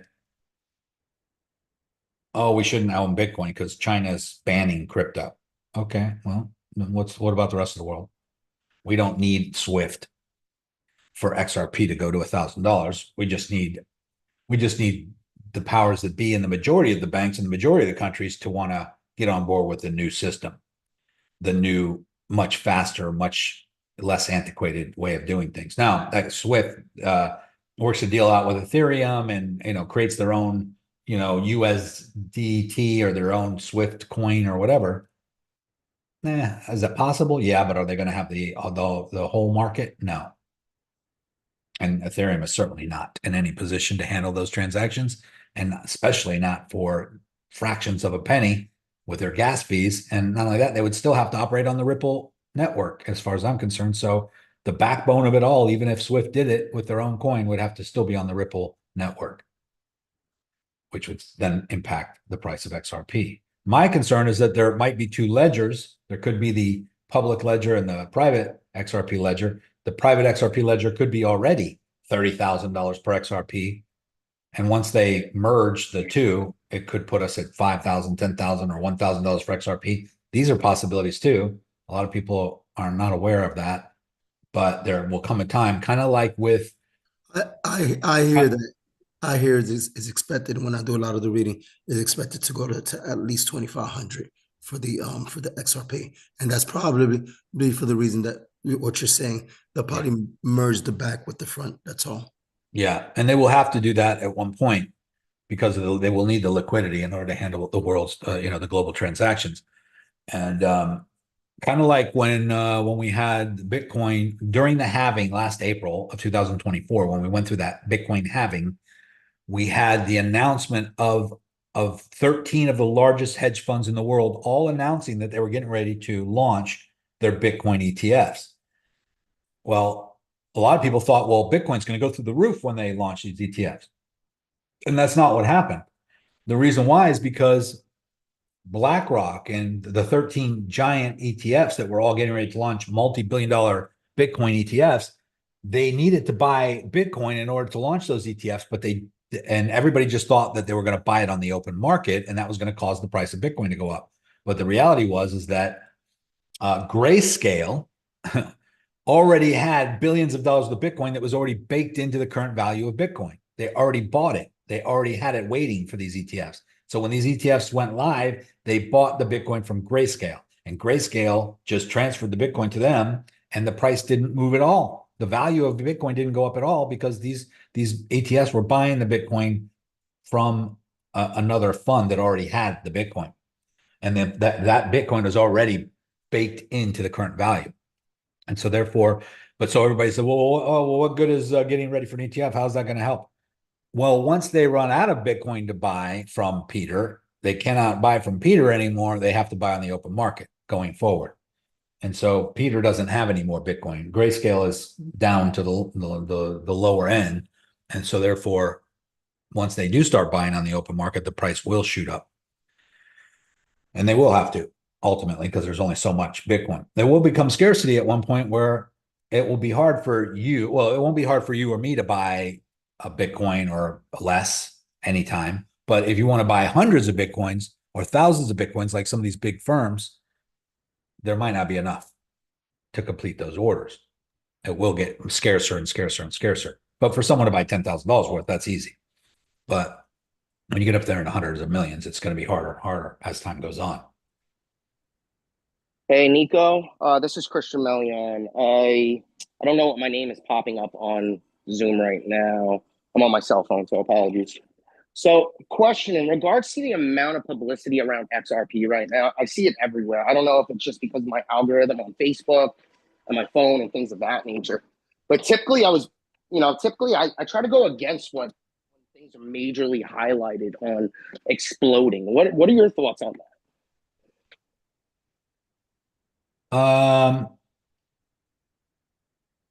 I guess it depends on who you're listening to out there and who are the major. Where is their source of information? What is their connection?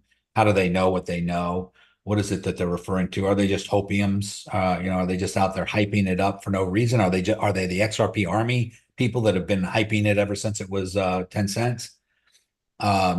But there are people that are connected with not only the bankers, but the founders and other governmental agencies and huge banks and processing institutions and government financial treasury departments in different countries and things like that, who do know that XRP is the choice, and that do know that the Ripple network, XRP and Ripple, one and the same, is basically the chosen one for handling the world's financial network on the digital side. So in other words, right now we're in the SWIFT network, and I'm not saying it as eloquently as it needs to be said, guys, but right now when you use your debit card or credit card or buy something at the 7-Eleven or the gas station or whatever, and you just hold your card up and it scans it, whatever, boom, approved. These transactions are happening to the tune of multiple quadrillions of dollars every day, right? And there's fees involved. That's why you have to pay a processing fee or percentage when you buy something. If you pay cash, you don't have to pay that 1.5% processing fee or that 2% fee. Some places are not even accepting cash anymore. I've gone into places where they're like cashless. And I'm like arguing with them that it's not legal, but it is, because they can decide. Certain states, certain places, it's not legal. They're supposed to take cash. It's legal tender until it's not. But right now, people are going 100% digital. And sometimes they'll just add in the fee and make you pay for it. Okay, we're processing this on a credit card or a debit card. It's a 1.5% fee to use this processing. And, we're going to pass that cost on to you as the consumer. Well, once they switch over to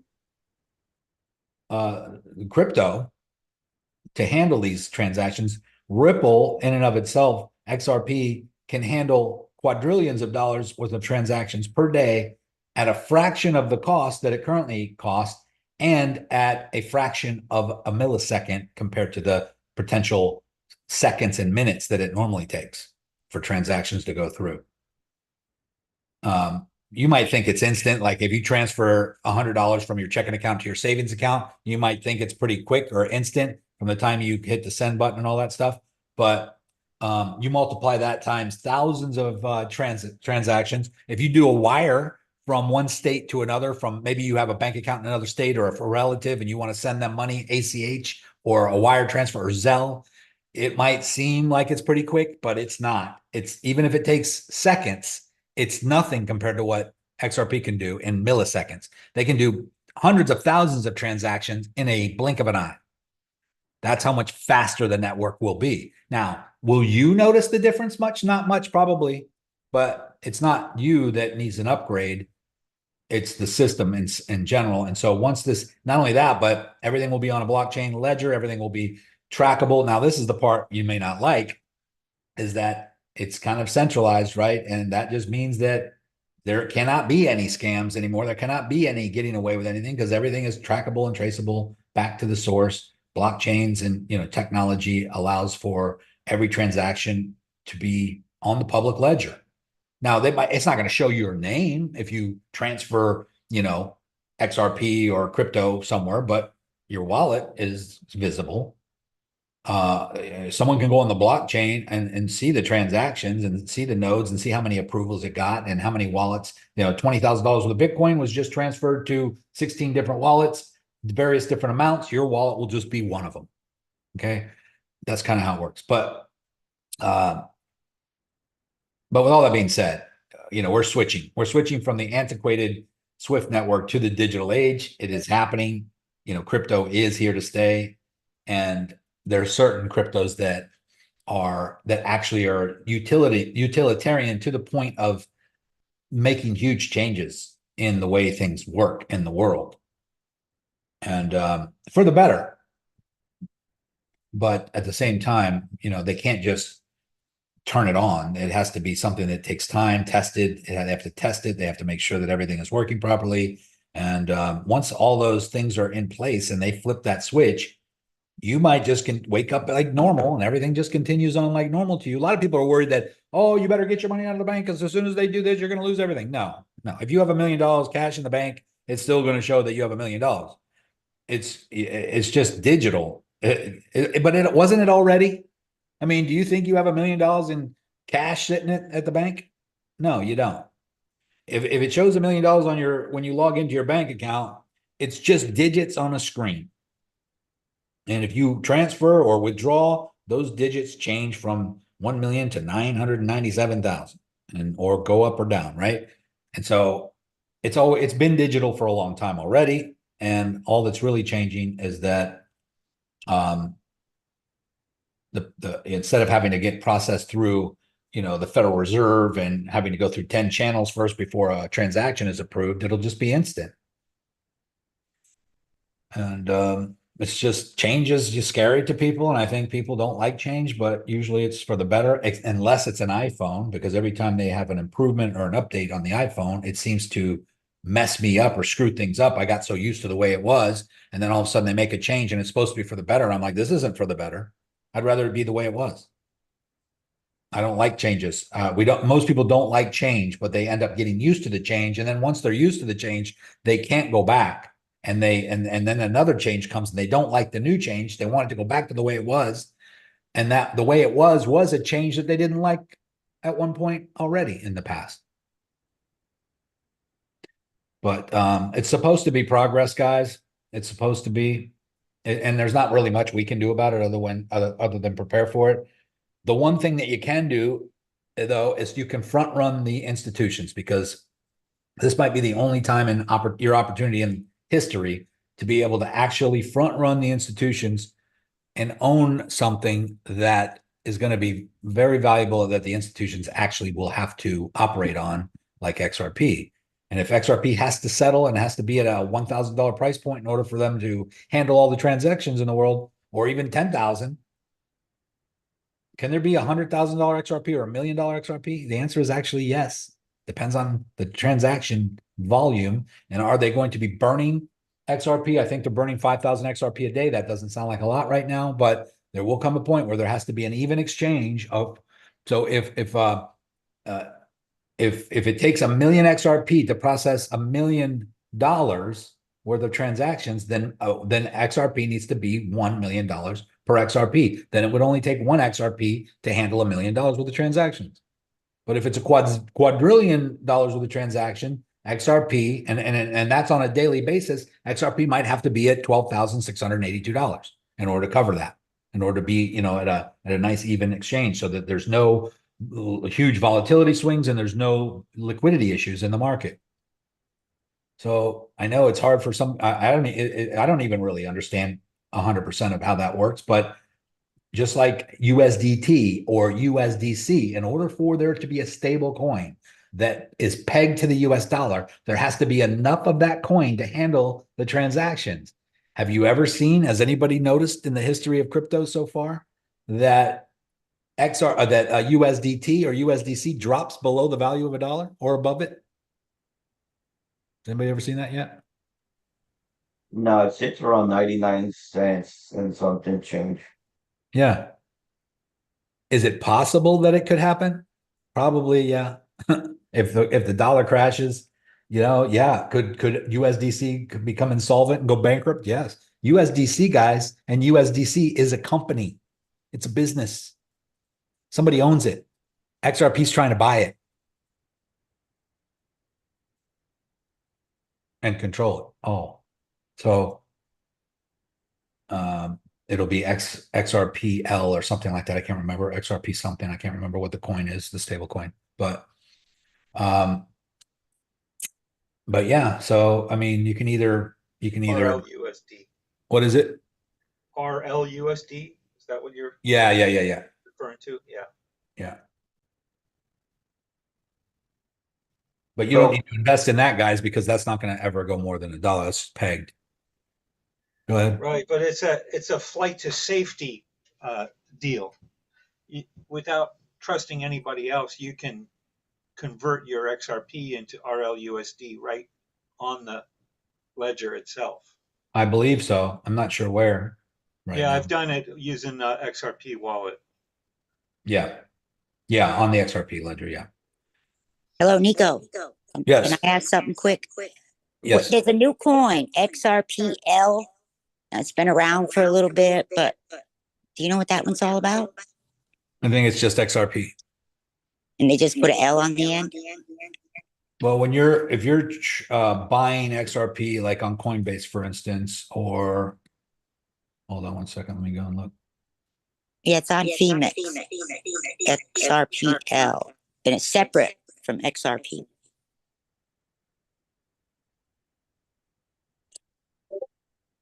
Yeah. So XRPL is the default. Like if you go to receive, like if I'm sending you XRP on Coinbase, you're gonna click on XRPL to give me your wallet address. You're gonna receive XRP on the XRPL network. Okay. It's X Ripple. RPL. XRPL. The X Ripple blockchain network. Okay, thank you so much. Yes, so the XRP, the RPL is Ripple.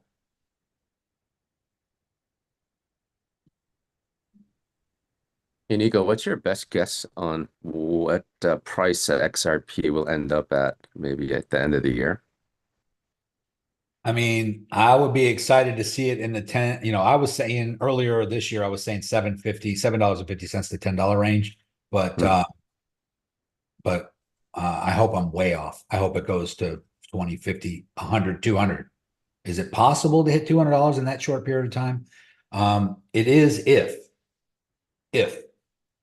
those things that I was talking about earlier actually all get lined up, and they are in the process of being lined up. If the switch gets flipped, if on a certain date the government literally does flip a switch and we are on a new financial system, and that happens, then yeah, XRP could just adjust to $1,000 like overnight. Have you seen that video on Drake? He said he's got a bet that it might go up to like 715. He's got a bet on Jake Clever. Oh yeah.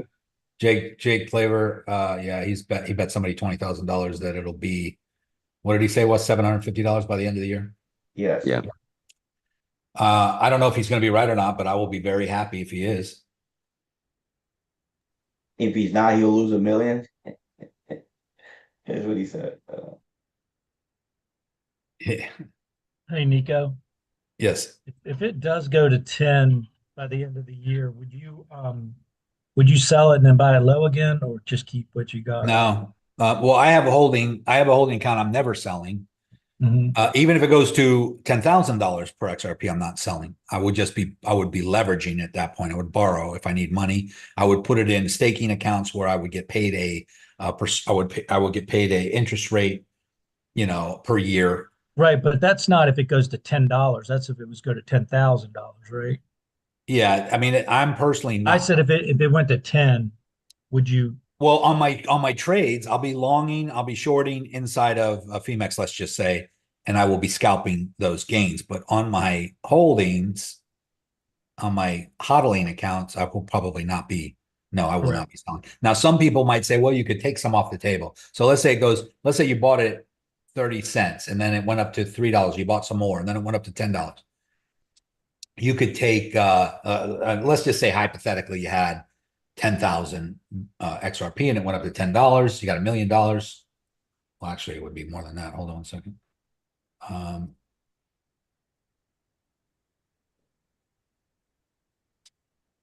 That would be $100 million. If you had 10,000 XRP and it went to $10,000. Oh, I'm sorry. We're talking about $10. 100,000. Yeah, $10. So it went up to $100,000. You could take, let's just say you bought at $3. You could take 30,000 off the table and take your initial principal back out. That's definitely a strategy. That way you're playing with house money at this point. But now if it goes up to 20 or 30 or $50 after that, you're still doing very well because you have 80, still have 8,000 or whatever. I can't even, my brain's not working. You have You'll have 70,000. 70,000 or 7,000 XRP left. And it just depends, I guess, on your current financial situation. Do you need the money? Are you planning for something bigger? Like, I always wonder, like these guys, there was 10 wallets, guys. We talked about this not that long ago. 10 wallets that bought 1,000 Bitcoin at, like, I can't remember what it was, a very low price, $10, somewhere back then. It was like these wallets were 11 years old. Okay, 11 or 12 years old. It was back in 2013 or 14. They had $1,000, or they put $13,000 worth, or they bought, I can't remember what it was, but each wallet in 2025 was worth $1 billion, and there was 10 of them. And all of a sudden, all 10 of these wallets came out of hibernation, and they started to transfer Bitcoin around from their wallets to like exchanges like Gemini and stuff like that. And so people were like, well, okay. And some of these wallets actually sold a lot of Bitcoin. And so the question is that why did these people wait that long? Okay. Why didn't they sell when it was $100 million worth of Bitcoin, or 200 or 300 or 400 or 500 or 600? Or how come they waited to $1 billion? And how did they know? And how patient and diamond hands do you have to be to wait 10 years before you finally move some money around? And then when they started selling 100 million, 200 million, people were like, oh, Bitcoin, they must be getting ready to buy. No. They're not buying nothing. They're not buying more crypto. They're not buying more Bitcoin. If you put $1,000 into Bitcoin and turn it into $1 billion, do you think you'd be buying more Bitcoin at 120,000? Hell no. You'd be getting out. And why are they getting out right now when Bitcoin hit 123, 124 grand? Why are those billionaires getting out? That's got to tell you something also. So we look at all of this and we're like, they know something, or these are maybe these were the original wallets. Maybe these were the guys that were part of it in the beginning. Maybe these were the guys that, part of XRP, that started XRP, which was Bitcoin 2.0.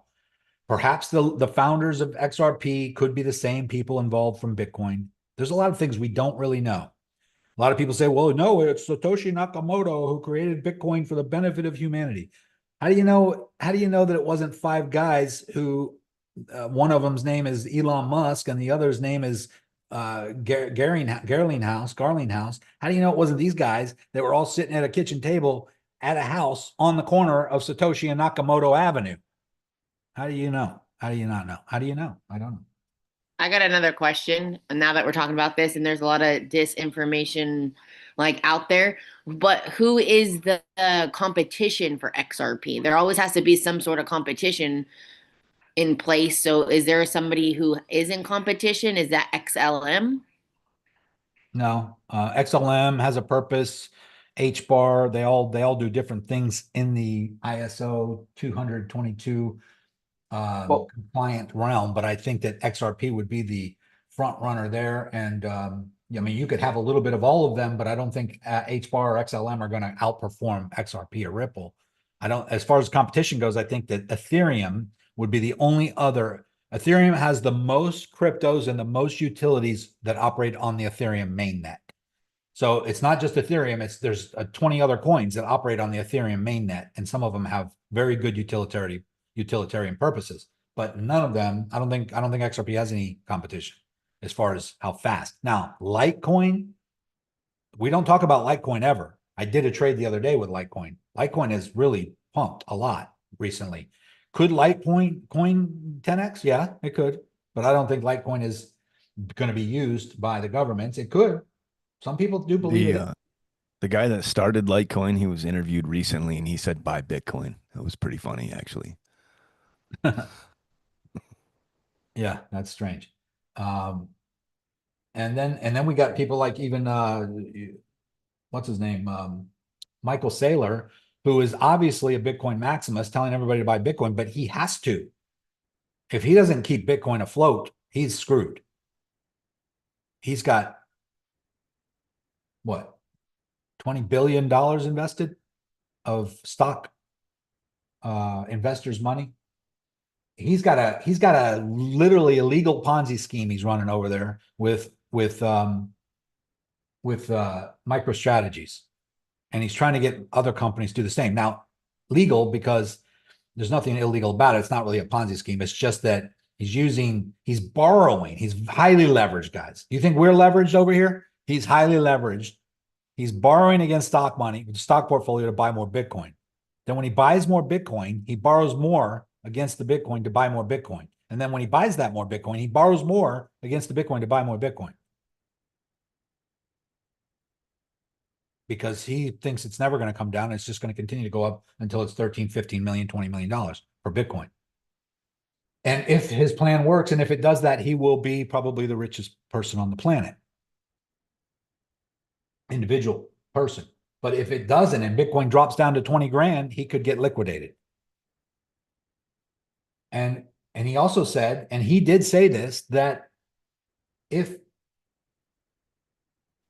Bitcoin just was, not going to be used for the purposes that he thinks, and people won't use it, companies and businesses won't use it as a holding instead of cash on their ledger and do what he's doing, then Bitcoin would probably level off at around $5,000.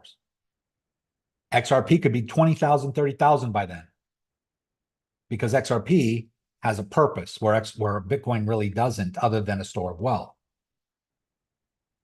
Bitcoin is slow. It takes 20 minutes for you to send a transaction and any amount of Bitcoin to your wallet or whatever. It takes 20 minutes for it to show up. XRP, boom. They're in seconds. But it's also untraceable, isn't that true? Bitcoin is untraceable. That's why hackers like to use Bitcoin to have people, give them $10,000 worth of Bitcoin, because it's untraceable. Once you give it to them, it's gone. Well, it's traceable on the blockchain. Every transaction that ever has been done is traceable, but who did it is a different story. You don't know who's behind those wallet addresses, but everything can be seen on the blockchain. But it is decentralized. I think that's where you were going. Decentralized. Bitcoin is the only crypto that is not an altcoin, and it is the main decentralized crypto. It cannot be centralized. It can be on centralized networks like Coinbase. You can buy it on Coinbase, but Bitcoin itself is decentralized. And that means no one can control it. And that is for the good. That's good. We don't want it to be controlled. We don't want someone to own it and own the company of Bitcoin, right? Bitcoin is freedom, so to speak, right? You can get on a plane with $1 billion worth of Bitcoin on a USB drive. Whereas you can't do that with cash, gold, silver, anything else, diamonds, cocaine. You can't get on a plane with anything of valuable, anything worth money other than crypto. And you can have the seed phrase and the key in your brain, not even written down anywhere. No one can ever take it from you. Bitcoin is the only thing you actually can take with you when you die. Everything else will just get confiscated and seized. Your house, your cars, anything you got laying around your house will just be sold at auction, garage sale. Your family will take it. They will have it. They'll sell it, or it'll go into the dump. But Bitcoin, you could have $1 billion of the Bitcoin on a wallet, and you're the only one with the seed phrase in your head, and you die, and it stays there. No one ever gets it. You could take it with you, basically. Nothing else exists like that.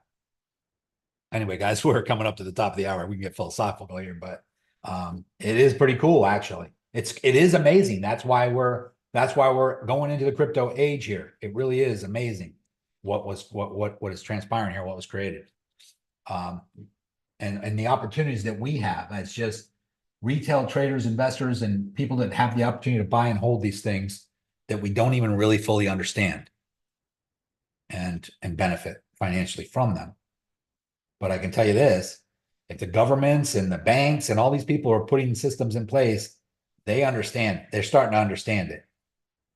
And maybe understand it even better than most of us, but or what they can do and control with it. But all I can say is, okay, now what happened? Bitcoin did exactly what I just said. It kind of bounced a little bit, but it's still possibly going to go down. I'm going to stay in my short for now. But as you can see, we did have a little bit of a bounce here, right here. It hit that, boom, bounced up a little bit. We're back at a 111. We dropped down to 110, 200. So, but we are bouncing on this support right here. And this is a nice head and shoulder. You're not sharing your screen. Yeah, I'm sharing it. Can everybody see it? Yep. Upper left-hand corner, look for Niko Mercuris screen. Yeah. You might see my picture up here, whatever you might see. Oh, good. Yeah. Yeah, no problem. So we do have a possible head and shoulder here, and this is the lower time frame. If I go to the daily, definitely maybe a head and shoulder here. And this one could still be forming, but I'm still thinking that we could come down to this level, guys, the 97K level, which would just be the bottom of the upward trending support line. And that would still be bullish. We're still in a bull market. So don't think just because we have another dump down that we're not bullish. I mean, look at here, guys.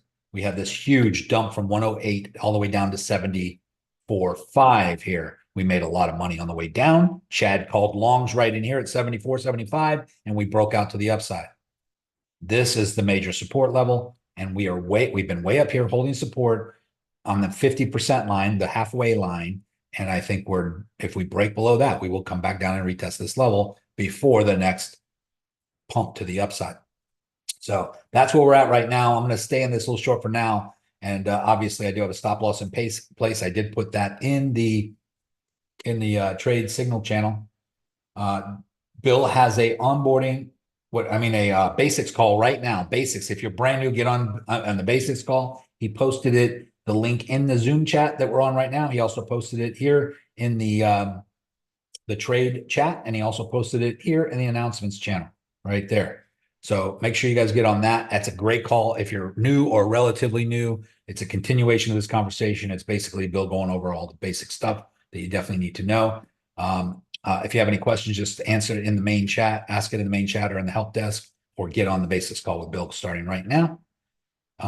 Any other last minute questions before I wrap it up? Thank you. You're welcome. Guys, get on the basics call. You can ask any question you want there as well. All right, I'm going to wrap it up. Have a great rest of your day. By the way, tomorrow, guys, I'm going to have a more intimate conversation. It's not going to be a normal webinar. You guys are invited and welcome to get on. In fact, if you guys want to get called out, or, I would appreciate it. Some of you have done well. You've learned a lot here. Feel free to send me a DM. We'll call on you during the live webinar. It's tomorrow night at 7 p.m. But we'll be probably pulling people out on probably about 8 p.m., an hour into it. So you don't have to be on for the whole thing. But I will be trading live. It's going to just be like another live call like today. And so feel free to jump on that as well. We're going to post the link. Are you going to post a link to that on your? Yeah, it's going to be posted in the free Facebook group. And there's already a post with my video on there. You can go in there and get it there. We'll also share it in the main chat in our Discord.